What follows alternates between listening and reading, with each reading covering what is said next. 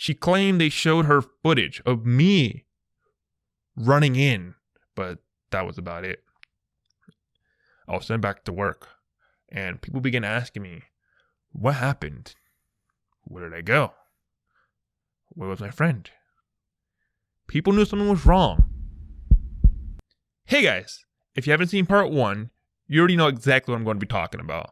If not, I recommend you watch part 1 and then come back here. For those who are new, I'm a Disney cast member and I share stories about what happened to those who work there.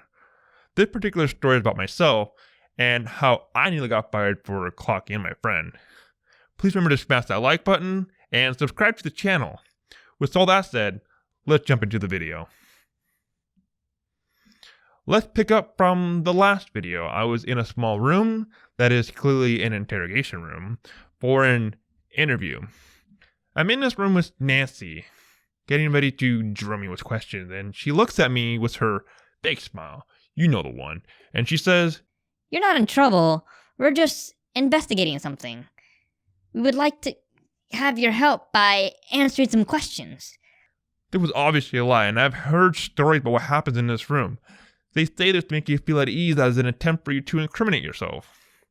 She began drilling me with her questions like, "Why did you run in? Did you come in with anyone? How do you typically come to work? Do you know anyone's personnel number? What time was your shift? What did you do after you clocked in?" So I answered all of her questions in one word, as with as little detail as possible. And doing so makes it harder for you to incriminate yourself, like throwing yourself under the bus, and it's easier to keep your story consistent. What was especially frustrating, though, is she would ask these questions again in different variations, each time more aggressive than before. And this is a tactic to see if if you become inconsistent with your answer, though, then they ask it again, and it just becomes, in a way where you just throw yourself under the bus, as I said already.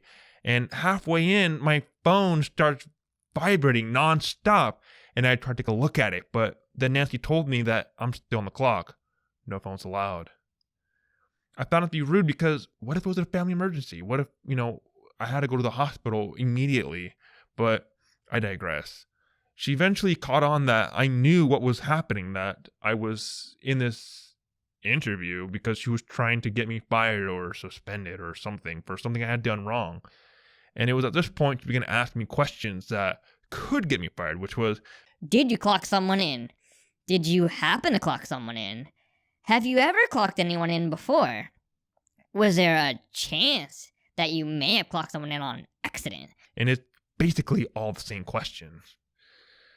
After an hour of going in circles with her over something that I personally believe does not need to escalate to this level of attention to detail, she was finally done.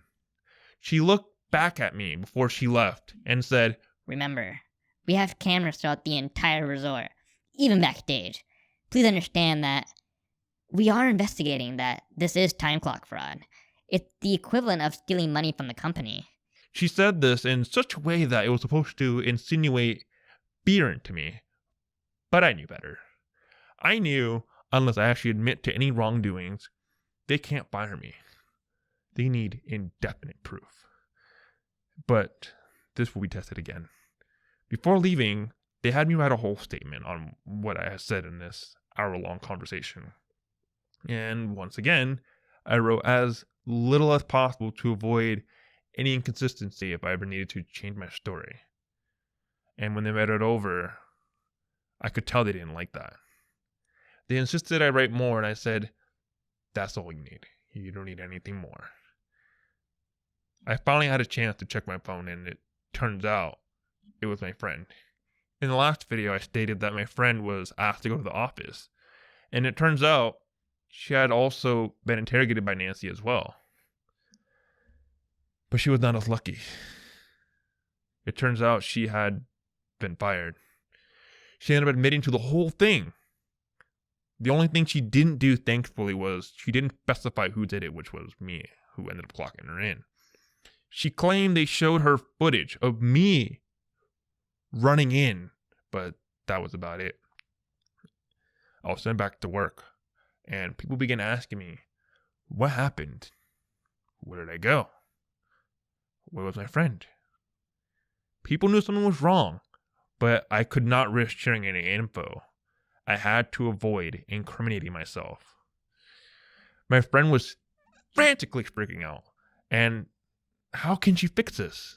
I explained to her that we could go to the union and file for a grievance. File for a grievance is basically an appeal for being wrongly accused. Of course, she did what she was accused of, but we figured she had nothing to lose other than try to fight to get her job back. Personally, if the company treats her like this, I wouldn't get my job back, but this was what she wanted, and I supported her through it. After filing with the union, we were told to wait for the union reps, the representative, to get in contact with us and discuss how we were going to approach this. Another week had passed, and I thought I was off the hook.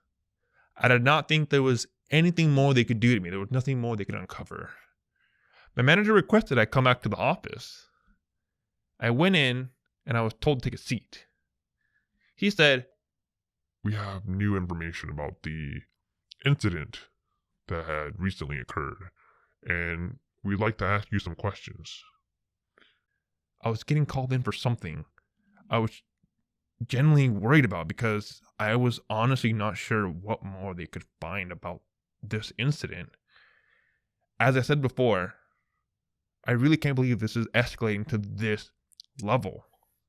Before being taken, though, I told them, I want the union there with me. I told them I did not feel comfortable going in without someone from the union moderating my second interaction in this interrogation room. What ends up happening, though, I'll be sharing in part 3. So, please stay tuned for the final installment. What do you guys think of what has happened so far? Comment down below for your thoughts. But for now, I hope to see you guys next time. Sub if you liked it, sub if you loved it. Thank you.